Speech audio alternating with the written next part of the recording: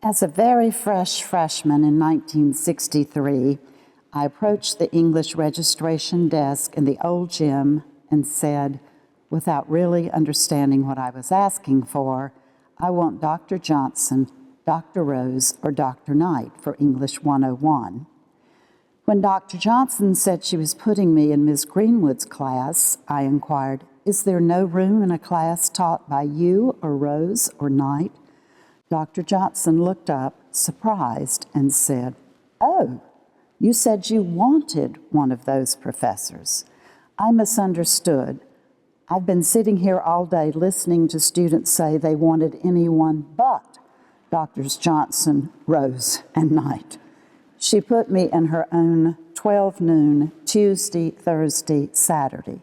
Yes, I said Saturday class. The big three were really tough, but excellent, according to my Meredith Big Sis. I was too naive to be daunted. Since I entered junior high, I had hidden novels behind my textbooks, reading them during my other classes. The chance to be an English major, to read novels for 4 years, I could think of nothing more delicious. Little did I know then about the Meredith Department of English curriculum. The fact that the study of Old English was required of majors should have clued me in. What I'm going to talk to about today is my big three. Speaking of them, not just in terms of what they meant to the college, their contributions to Meredith are widely known, but what they meant to me. I shan't attempt to sort out fact from myth. It simply can't be done. And it's fair to say that stories told and refined over time become truer, if not necessarily more accurate. The big three were larger than life, certainly larger than the campus-bound life we lived when I came to Meredith, when lights out and curfews reigned and time away from campus was a carefully controlled privilege. In those days, students were projects to be whipped into shape, not clients to be served. I hope that my recollections will trigger and perhaps parallel yours. I hope most of all that my recollections will do honor to these three women, Meredith alums themselves. Women I came not only to admire more than I can say, but also to love. With the exception of my mother, they have meant more to me than any other authority figures in my life. And as I stand before you today, I can all too readily imagine their furrowing their brows as I speak, cautioning me to pick my words carefully, wincing when I select a good word instead of a better one, ready to reprove me in public if necessary, if I really blow it. Now back to my freshman year. In my 6 hours of required freshman English with Dr. Johnson, I read only one novel. Essays were the thing: Carlyle, Ruskin, Bacon, De Quincey, Hazlitt. And of course, we read Homer's Odyssey. Although I was grateful some years when I was the only one in my graduate school class to correctly identify Teufel's Droichel on writtens, I confess that being required to read Carlyle at 18 when I wanted to read Austen and Bronte, for that my gratitude was grudging. In addition to reading essays, we of course had to write them, 7 essays a week, if we studied on Sunday. Every time I turned in my 7 essays, I expected Dr. Johnson to praise me for my honesty. Instead, she expressed her disappointment that I was not better organized and had to study on the Sabbath. MLJ, as we called her behind her back, sometimes selected one of my daily essays to read as an example to the class. I could, in fact, write. I could not, however, spell, and I had a lot to learn about punctuation. In the midst of reading aloud my essay to the class, she would suddenly frown, cluck, pull her pencil from behind her ear, and circle a previously undiscovered era. Every word we misspelled, we had to find in our reading 4 times. We had to copy down the sentence in which we found it and write it correctly 10 times. My mother's Sunday school class sometimes joined in the word search, looking for accommodate, separate, lightning, recommend, all the usual suspects. Since a Bible had a concordance, it was a useful resource in my word quest. I crossed my fingers that Dr. Johnson might think my scriptural citations were a function of my piety. She didn't. Once and only once, I explained to her that my spelling errors were just careless errors. Eyes blinking rapidly, she said, "I can help you with your ignorance, Miss Webb, but not your carelessness. Carelessness is a moral failing. Only you can remedy that." Obviously a slow learner, I said when we were told to submit a topic for our research papers that I wanted to continue the research I had begun in my high school English class on Byron's incestuous relationship with his half-sister. "Certainly not," was her reply, and she assigned me Pantasocracy, the utopian community that Coleridge aspired to create, hoping, no doubt, to lift my sights from the gutter to the heights. Miss Johnson loved words, and she used them exquisitely. Her dissertation had been a dictionary of modern English words and their Anglo-Saxon counterparts. She was fascinated by etymology and captivated us with the sad, sad story of the word hussy, which was derived from the noble Anglo-Saxon word huswife or housewife, connoting thrift and industry, a word that had, alas, fallen on hard times over the centuries. It was quite clear to us that the subtext of this word study was that reputations lost could not be regained, and that we were not, under any circumstance, to lose ours. And speaking of word studies, we had to find 4, or was it 5, new words a week, record the sentences in which we found them, their definitions and their etymologies, and write 2 original sentences in which we use them correctly. One of my words was xenophobia. It was a new word to Dr. Johnson, dispelling, but only for a moment, my notion that she knew every word in our Webster's Collegiate. Dr. Johnson was also delightfully witty.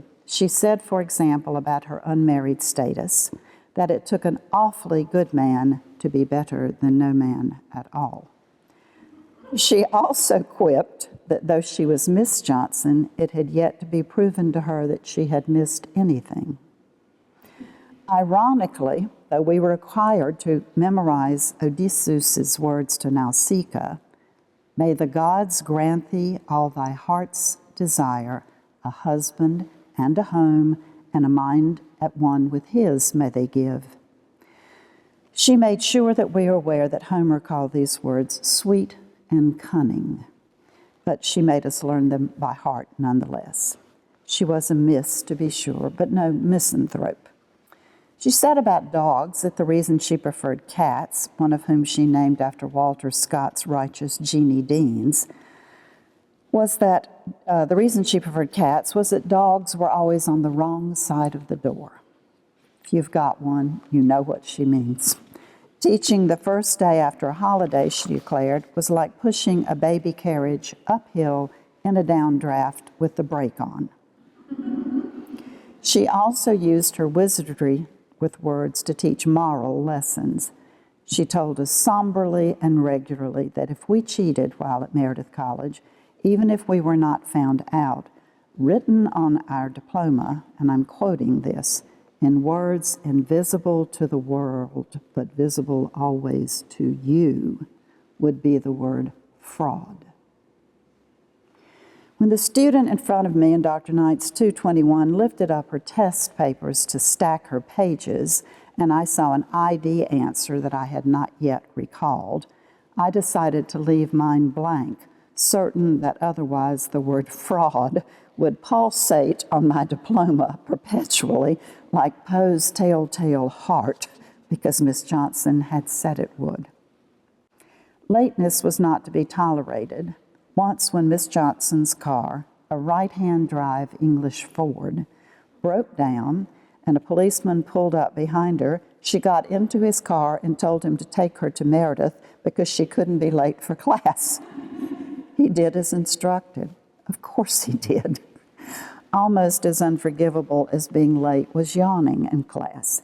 Standing beside your desk and reciting, if you could, your most recent memory lines was the dreaded, if predictable, penalty.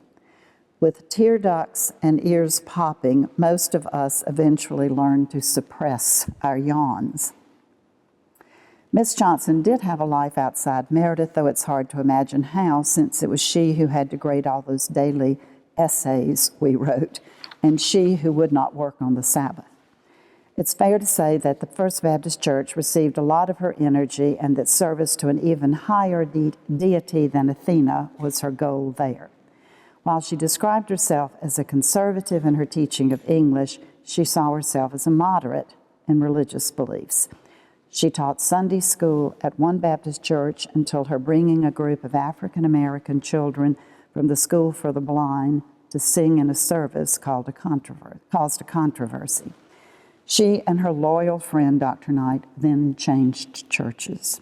I can only imagine the buzz that must have generated.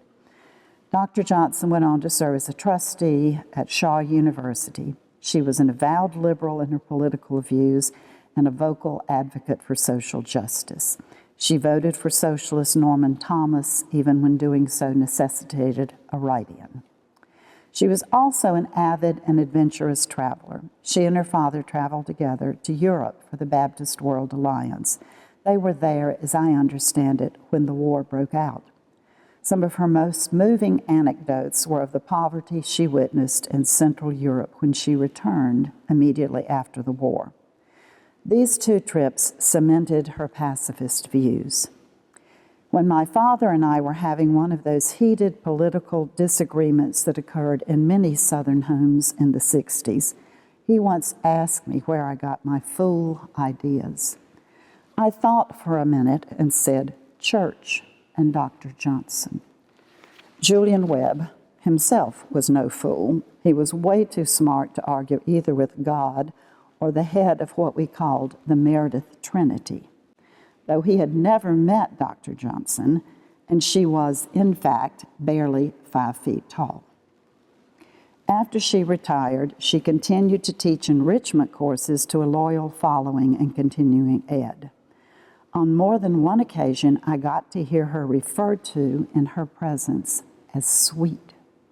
I always looked at her immediately to see her reaction and was surprised to find none. Sweet was exactly the kind of word she would hate.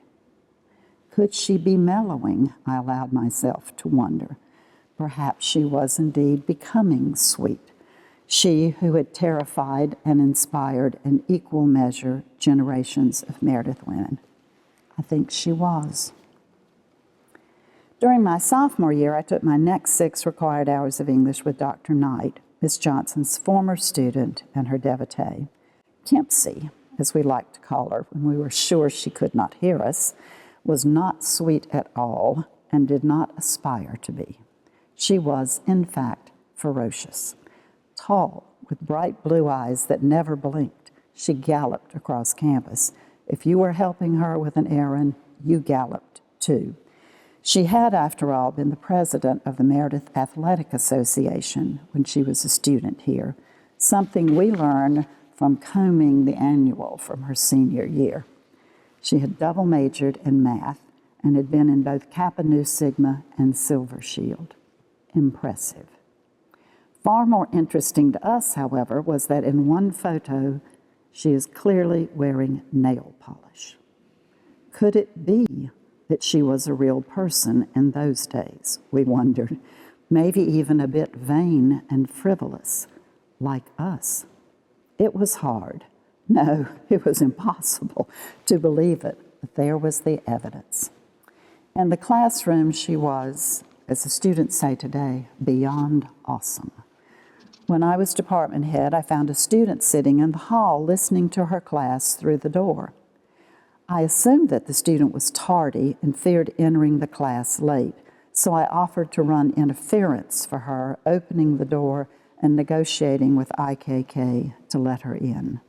The student explained she was not a current student, but one from the previous year. She just wanted to hear Dr. Knight teach again her favorite lesson and did not want to disturb her. Having been Dr. Knight's student, I was not surprised. We were sure she had memorized more literature than we would ever manage to read. Often in a lit class, she would get so excited about the passage under examination that she would leave the podium but continue to recite the lines. When she would eventually come to the end of what she knew by heart, she would blink herself awake and dash back to the podium looking somewhat embarrassed. We were not exactly sure where she had been, but we loved her for going there.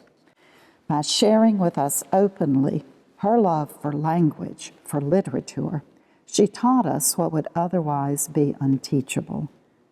To feel it, as Wordsworth says, in the blood and along the heart. At that time, however, we were convinced she did not care two figs about what we felt, for she regularly gave us to know that we felt too much and thought too little. Determined to train our minds and discipline our characters, she piled tons and tons of work on us. And she was cunning. When we were reading the Canterbury Tales my junior year, she told us she was not going to assign the Miller's Tales, since it was shockingly bawdy. Of course, we read it immediately, plus the assigned tales, none of us complaining about what otherwise would have been an assignment of such length we would have all been moaning. And she knew exactly what she was doing. Late work was not an option. It simply wasn't, as I have listened over the years to an endless recounting of personal calamities, some real and some no doubt fabricated, that had prevented my students from completing their work on time. I remember clearly Dr. Knight's affirming to us the parting words of the Anglo-Saxon woman to her warrior man. He was to come back on his shield or with it. That we should do likewise went without saying. A former student once said in a chapel address that her understanding of God's grace dated from having been given an extension on a paper by Dr. Knight. My understanding of death wish comes from learning that an extension had been requested. Dr. Knight was a firm believer that fresh air was the key to an alert class, even in the bleak midwinter. Her window opening routine was totally predictable. We would hear her galloping toward the classroom, see her at the door, and immediately send our eyes to the other side of the classroom, where she would appear, whipping open the windows, while we would snuggle down in the coats we always wore to class. However, once she did not appear at the window, when we looked back to see where she was, to our surprise, she was extended full length on the floor behind her desk, having slipped and fallen. What must we do, we wondered, but before we could do anything, she was vertical again, throwing open the windows. Class proceeded as usual, and at the end, we looked puzzled at each other, wondering if we had imagined that she had lain, note the verb form, lain, she would never lay, flat on the floor, if only for a few seconds. One thing we're sure of is that she did not understand that folk freezing to death reported they felt sleepy, not alert. Last Thursday, I visited her to read what I was planning to say about her. Though she can no longer see and her hearing is impaired, her mind is as sharp as always. She assured me that she still believed in the therapeutic value of fresh air, and she wanted me to tell you that she wished she could be here today to see the former students among you. If you will not tell her I said so, I must say at 93, while she is as punctilious as always, she is also quite sweet. My biggest gaffe in one of Dr. Knight's classes occurred that same year. We were assigned to read several modern versions of one of the Canterbury Tales and write our assessment of them. I concluded my essay declaring that while much was lost in the modern translations, only a pedant would think that the tales should be reserved only for those able to read Middle English. Dr. Knight wrote on my paper that she thought that I was the first sophomore to have ever called her a pedant, and she suggested I do a word study on the word sophomore. It means, of course, wise fool, with the accent being on the fool, I am sure. Touché, I thought. Like Dr. Johnson, Dr. Knight was a devoted churchwoman teaching Sunday school classes that became popular institutions, and not just because no tests were given. Her summers were spent in Madison with her mother or traveling, most often with Mary Lynch Johnson. From her wonderful stories of following Dorothy Wordsworth or Mrs. Gaskell or George Eliot through the English countryside, we students came to know that women could travel on their own in the wide world. One of the nicest afternoons of the last few years was the one I spent at Springmore Retirement Community with her, typing her travel tales as she recounted them to me. As it turns out, she and Mary Lynch Johnson first went to Europe together in 1948, where they witnessed firsthand the devastating consequences of the war. They always sailed on freighters, thereby saving money. One crossing took 3 weeks, thus giving them chance to read and plan their itineraries, always purposely following a favorite writer. They stayed in youth hostels, YMCAs, and other dormitories. On one trip, they met a woman named Mrs. Heel in the tiny village of Stogersey in the Quantock Hills, where they were pursuing Coleridge. She asked them in for a cup of tea, and before they departed, she gave them the key to her London home, inviting them to stay there for their 2 weeks in the city. En route to it, their bus passed a furniture store, likewise named Heel's, the largest furniture store in London, in fact. In contrast to their typical Spartan B&Bs, Miss Heel's large home was in smart Hampstead, and it came with her husband, who was a bit surprised to find himself with 2 strangers for guests. Miss Heel's generosity was, of course, a compliment to the charm of these 2 eccentric Anglophiles. On another trip, this time in Naples, Dr. Knight wanted to get off the main street and explore the side streets. We got lost, she told me. We saw a bank, and I said that I was sure someone inside would speak English. We were ushered into the president's office, and he was very gracious, but continued to talk on the phone and take care of business.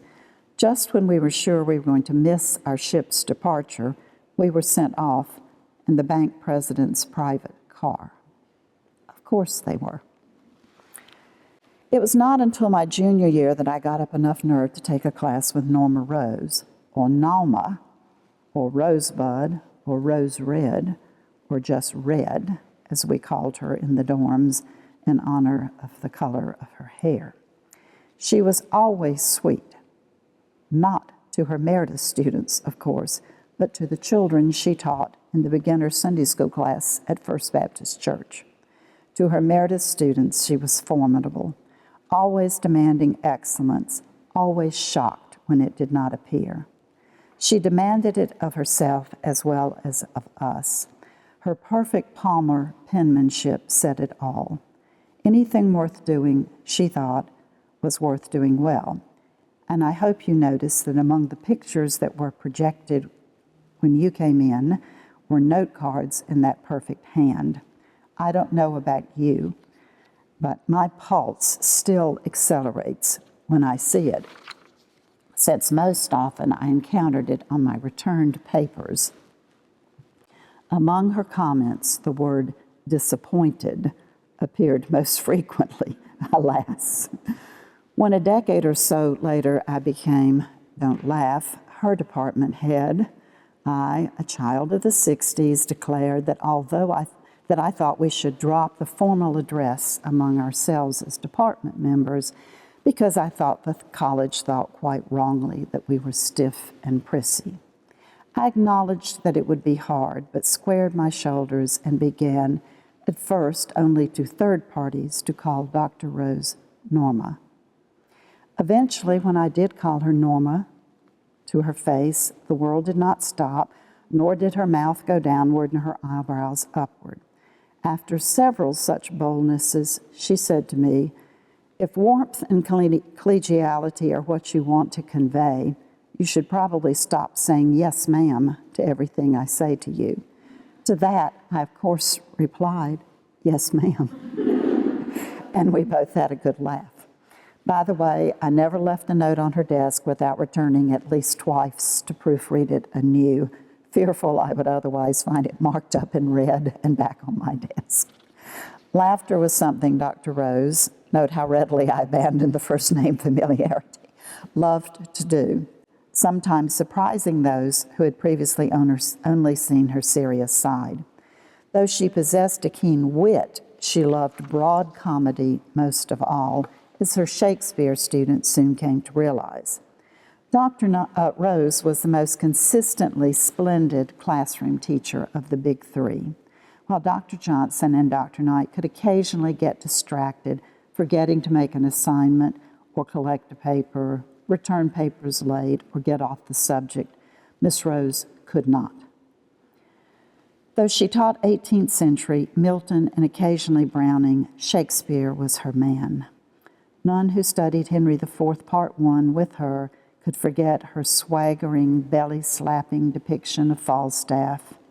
Equally memorable was her one-woman rendition of the Comedy of Errors, as she managed to seem, without moving more than a yard, to disappear off one side of the stage only to reappear at once as another character on the other side, delighting herself and us in this comedy of disguise and mistaken identity. Though she was one of the most erudite people I've ever known, her intellect delighted in the fully human, not in the arid or the abstract. Never was she more splendid than in the teaching of the tragedy of Shakespeare's foolish, fond old man, King Lear. We puzzled over the fool's disappearance, ached with Cordelia, and managed, with Dr. Rose's help, to sympathize with prideful Lear, even as we came to understand his downfall was of his own making. The message that we were to take away from that one she made quite plain: character education before it was an educational buzzword. And all of her Shakespeare students are sure that it was in their class that a loud clap of thunder rattled the windows outside while Dr. Rose was reciting Lear's soliloquy on the stormy, blasted heath. I can't say with 100% certainty that it was in my class, though I want to believe it was. So indistinguishable are myth and history whirling around each of these three. It would certainly have surprised none of her students that Dr. Rose could command the elements, nor that, unlike Shakespeare's Owen Glendower, when she did so, they would come. Though she had one of her tiny feet on Mount Olympus, Norma Rose's other one was squarely on this earth among the folk. The two types of folks she loved most, apart from her family, were Meredith women and young children. While she felt that Meredith women needed discipline, children, she thought, needed affection, and give it to them she did. Anyone who ever brought a young son or daughter onto this campus and stopped by her office knows that she kept a toy drawer in her desk from which appeared wonders, none of which had anything to do with English literature. Tiny cars and trucks, crayons, games, jackrocks, paper dolls, and the like. A former student who brought her child on campus and discovered this treasure trove allowed us how she had always thought Dr. Rose kept brass knuckles and Kleenex in the bottom drawer. What she had come to realize that day was that Dr. Rose was also Miss Norma, and that Miss Norma was as tender as Dr. Rose was tough. If teaching Meredith students was Dr. Rose's vocation, teaching Sunday school to children at First Baptist was her recreation. Once she delivered a delightful chapel talk to Meredith students about her experiences with the 5-year-olds, exposing all to a gentler side than was normally on view on campus. As one of her freshmen exited, she passed me without so much as a sidelong glance and said, "I'll be in your office this afternoon to see if I can transfer out of my English 111 class with Dr. Rose into that Sunday school class. I think I could do a lot better there." I replied to her that any student that quick on her feet could, with effort, excel in English 111. I thought to myself, pridefully I confess, that there was a bit of Dr. Rose in my response to that student. And perhaps that is why we're all here today, is it not? There's just a bit of one of these women, or if we were lucky, all three in each of us, whether we were fortunate enough to have been taught by them or only heard stories about them. Together, these three taught over 125 years, shaping not only the lives of their students, but also the core values of this institution, whose 125th anniversary we are celebrating this week. I think that what we might best do in conclusion is to pause to claim and celebrate the important role the big three played in our lives as well as that of Meredith, and to take away renewed inspiration from them. In an age of getting and spending, they stand out as an example of dedication to excellence and principled living. In an age of compromise, they show us that it's possible to live with unbending spines. In an age of feeling, they stand out as firm exemplars for the therapeutic value of clear thinking. In an age of political correctness and pussyfooting, they remind us it is possible to take our cues from St. Paul and speak the truth with love. And last, but certainly not least, in an era of Facebooking and tweeting and Instagramming, we can be sure they are still standing fast for the value of logical thesis statements, strong topic sentences, compelling examples, and impeccable editing. They were this amazing three. Dare I say it? Yes, today I do dare. They were very unique and most perfect. For the gift of their lives to ours and to that of our college, for this goodly heritage, thanks be to God.